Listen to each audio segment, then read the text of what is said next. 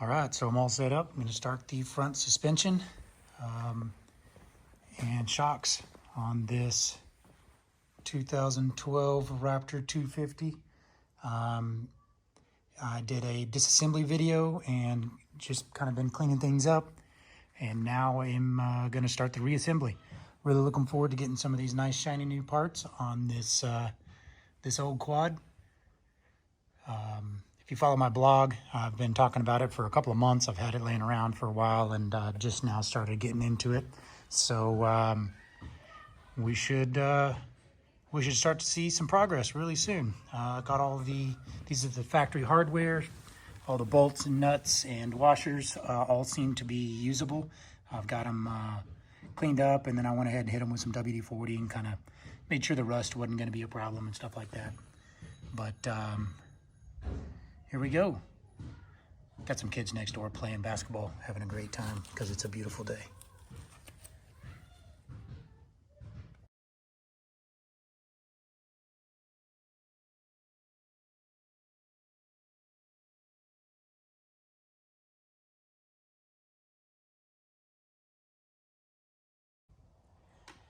All right, so we completed one side, just to kind of mock it up. I'm doing this without a service manual, so I don't have the diagrams, you know, from Yamaha for assembly and disassembly. It's all pretty straightforward and simple. The biggest thing that I don't have is the torque values yet, so I've just kind of got everything just kind of hand tight, and I will find those numbers and go back. So with the Alba arms, they come with these nice new, I guess they're polyurethane bushings in there, but you do need to reuse these factory sleeves. I cleaned them up and I just kind of got a coat of WD-40 on them. I just press each one of those in. They're finely machined and they work real good. No need to use a tool to do that. But you do want to make sure to put these, Yamaha calls these thrush covers or thrust covers, something like that. Anyways, it's a seal, has a little rubber seal in there. As long as yours are in good shape from the factory, you can reuse them. Just make sure you clean them up, get the old grease out of them.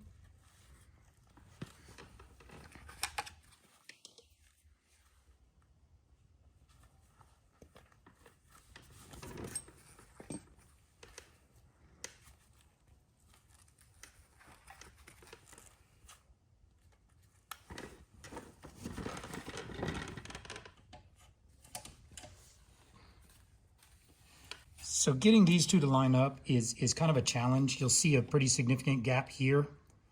I can get one of the two to line up, but the inside, so it's almost like these two bars need to be pulled together.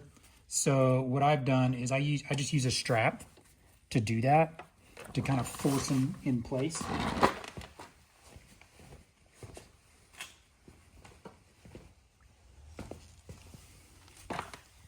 You can probably rig up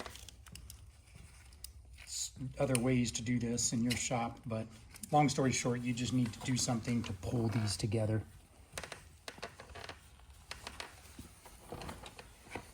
And it's hard to do with one person. Carter helped me with the last one. I'm going to try to do this one-handed, or with just myself, to kind of show you what to do. This is a special strap that just wraps around itself. It doesn't have any hooks or ends on it. These are commonly used for like shipping side-by-sides. And I don't think you have to pull real hard, but enough to just kind of pull those together.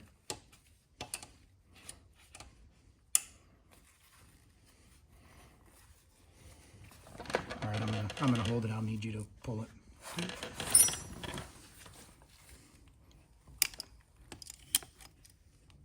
Give it one more good crank. There it goes.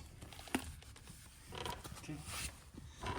All right, so you can see what we've done here is we just use that strap to kind of pull those together. It's pretty tight. I don't know if they're all this way or if it's just my car, my chassis. Maybe my chassis is bent or something. I don't know. Maybe the arms have a funny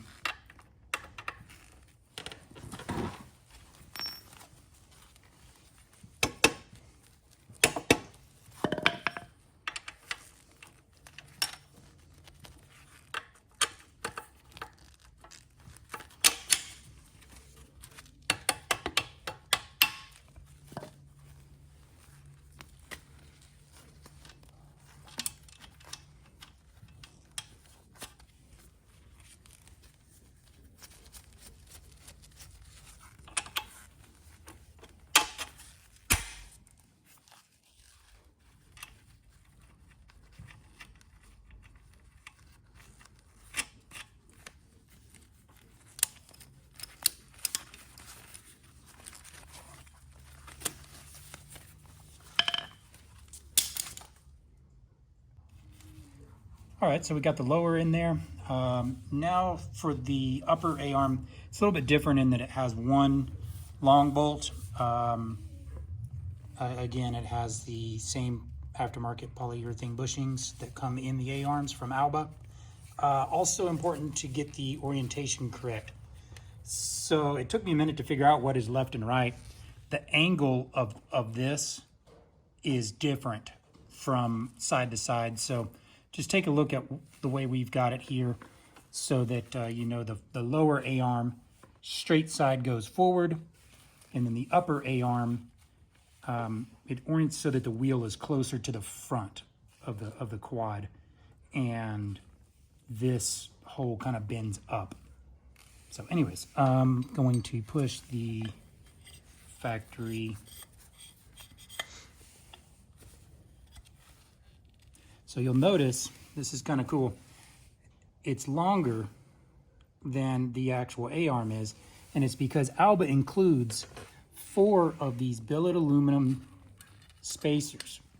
And they do this so you can actually adjust the caster of your alignment. So you can change the way your quad handles by moving the upper A-arm forward or backward using these spacers. So I'm going to center it, but you can actually get a slightly longer wheelbase, you can get a slightly longer wheelbase, and it changes the angle of your front tire and your steering if you put them both in the front or both in the back. And it makes the biggest difference on your steering. So you'll get real like twitchy handling. So that's great for tight turns and like motocross. If you have it so that your caster is, I think, backwards. But then if your caster is forward, it's more stable at high speed. So it's more suitable for like desert racing.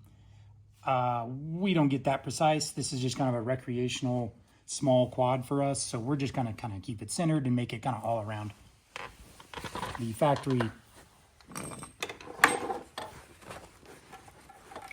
factory thrust covers just go right over that.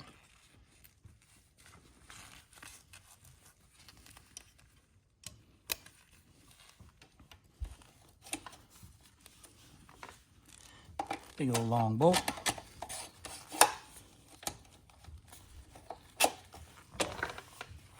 And as far as the suspension nuts and bolts go, this is the only washer. It's on the back, the nut side of the upper A-arm.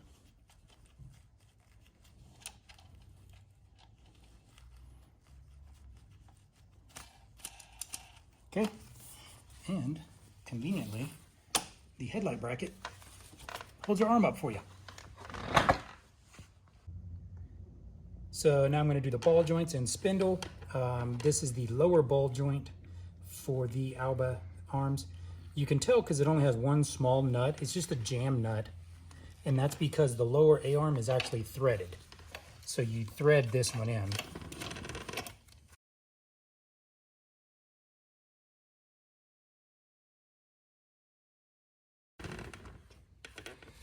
Once you get it as threaded in about as far as it'll go, you kind of back it just a smidge so that the ball joint points up, and put that jam nut on the back. I am not going to torque that or anything yet. This is castle nut, is on the lower. It's a castle nut, so, and it does come with a fresh cotter pin, so you can put the pin in. I'm just going to remove the nut for now. Now the upper ball joint, you'll notice it has a jam nut, which I'm going to thread all the way down. And then it has a nylon lock nut on the back. And the reason for that is the upper A-arm does not have threads. See, it just slides in. And the reason for that is you use these 2 nuts to adjust your alignment. So I can thread this, that aligns the wheel out real far. That aligns the wheel in further. So I'm gonna bottom it. I'm gonna take it all the way. Again, not tightening anything, but taking it all the way in, and then I will torque this in a minute. Also a nylon locking nut with a washer on the inside. So this is the factory spindle. I have disassembled it. The hub, the rotor, and the brake caliper are all off of it. So it's very simple. I did that so I could get it all cleaned up. And I'm putting new brakes and stuff on it, so I had to disassemble it all anyways. So the upper just goes in like so. While I have it free, I can just thread it on with one hand.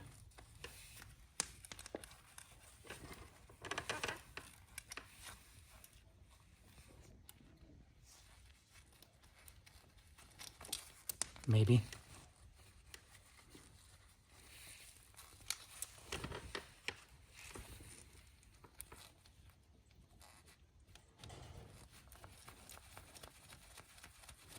And then the lower just kind of sets in there. And I will just kind of hand tighten the castle nut on it for now. These two are 17 millimeter, which is awesome. That Alba got that because it's the same size as the factory nuts on the A-arm pivot points. The bolt head is a 14, so just 14 and a 17, and I'm just going to run around all these and get them just kind of hand tight until I get the proper torque specs.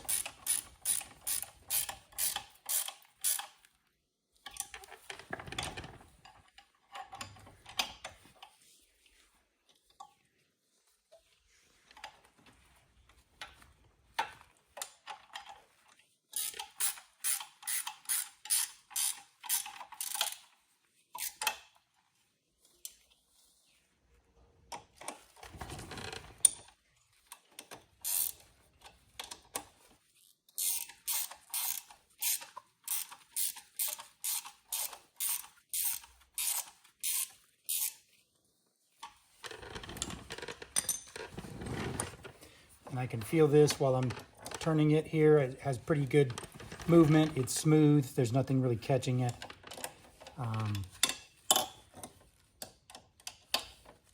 It is a little snug. I'm going to say mostly because that lower arm obviously has some pressure with the way that we had to squeeze it in there, but it's not extreme, and some grease on the joints will certainly make it smooth out.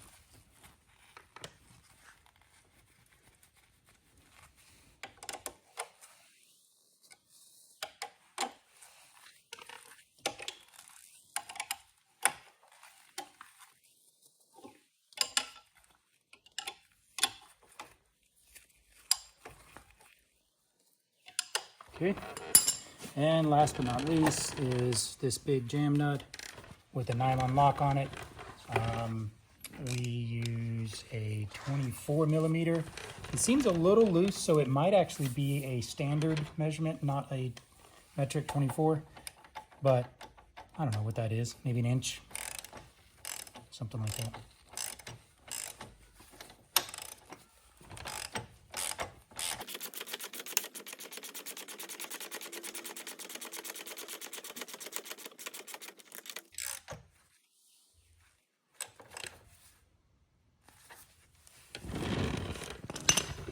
Okay, so the spindle moves, the steering left and right, moves up and down. Everything feels pretty smooth. Like I say, there is some resistance, but I believe lubrication and a little break-in and all that'll move just fine. Now we're gonna grab a couple shocks, and I'm gonna go ahead and put the shocks on. It's kind of premature. I should probably do the steering first, but I don't have those parts yet. And those beautiful shocks are gonna look really cool on here, and I wanna get them on. All right, so we already mounted up one side. It's kind of cool. Elka, this is a nice product. I've never used an Elka product before, but they're real popular on sport quads. But it comes with a little tag that's signed, and it shows where your adjustments are. These are the only shocks that I could get for a Raptor 250 that were nice. And so from Alba, they order them this way with a setup for your weight and everything, your riding style. And it has, I guess it's low speed compression adjustment, and they have it set from the factory. there is no rebound, there is no high-speed compression adjustment. So you'll notice there's two factory bolts. One has a washer, one does not. Otherwise, the bolts and the nuts are the same. So I'm going to take the one that does not have a washer and use it on the top.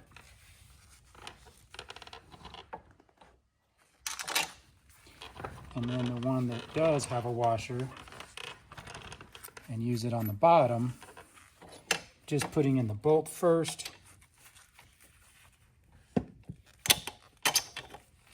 And then the back side gets the nut and the washer.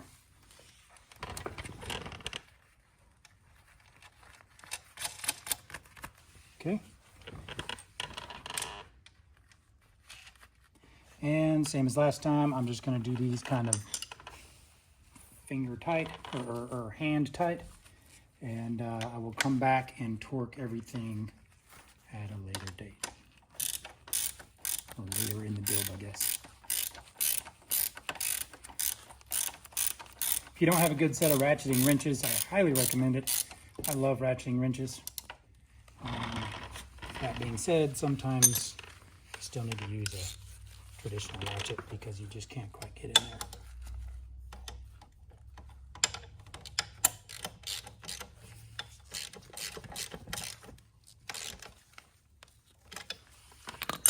Okay, isn't that beautiful? I love working on nice, clean, new stuff. Okay, so I'm here on the rear. First things first, using the factory bolt. It's important to note that this is a remote reservoir shock, so it has a separate reservoir that has a low-speed compression adjustment. There is a rebound adjustment here that's on the bottom of the shock, and you want to make sure you point it in such a way that you can adjust that from the back.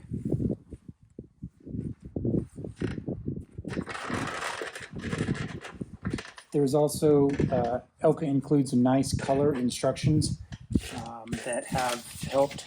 The front was pretty straightforward, but the rears are, or the rear is significantly different.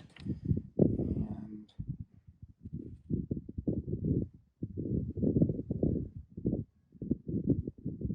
it appears that this shock is out of phase because it says that this banjo bolt should be facing the front of the vehicle, which moves like that.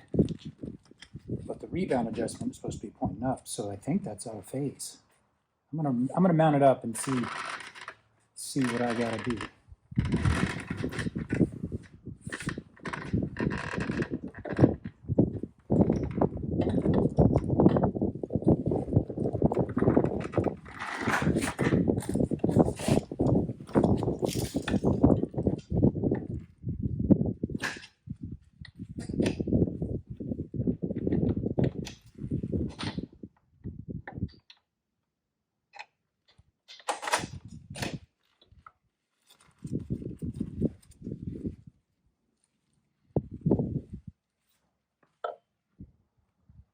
Well, yeah, that is correct.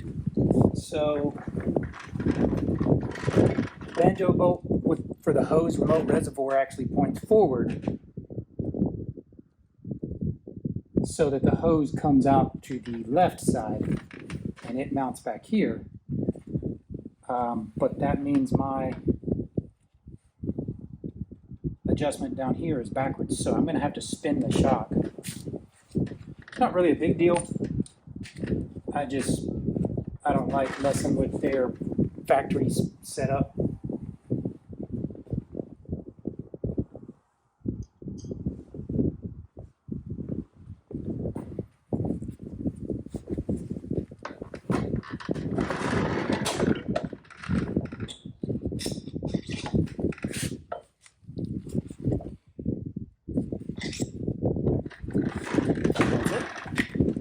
This feels wrong doing that, but no big deal.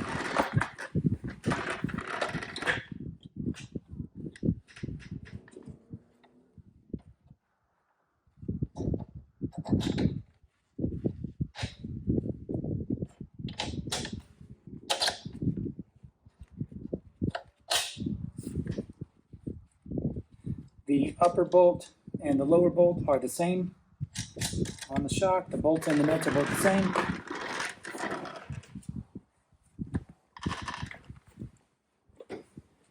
Just got to be careful not to drop it.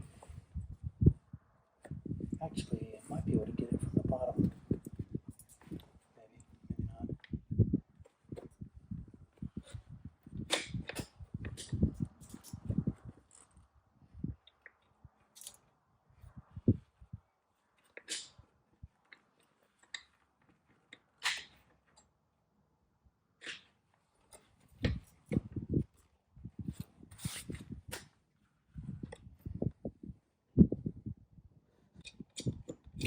All right.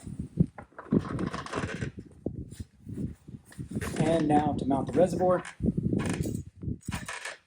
like that.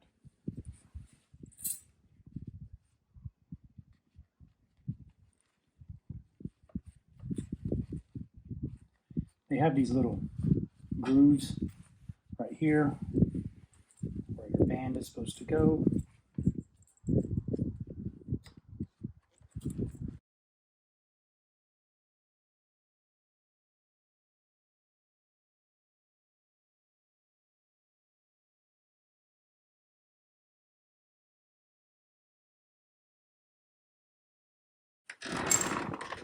All right, I got it kind of snug.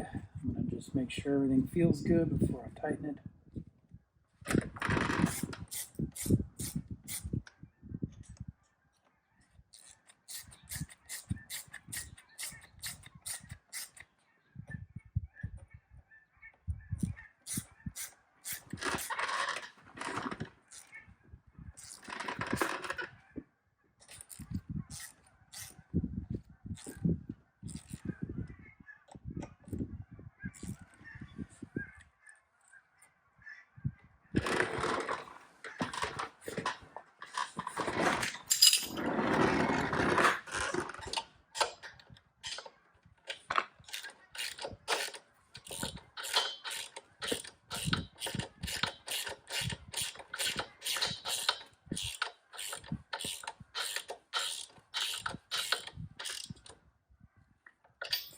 I'm just going hand tight right now.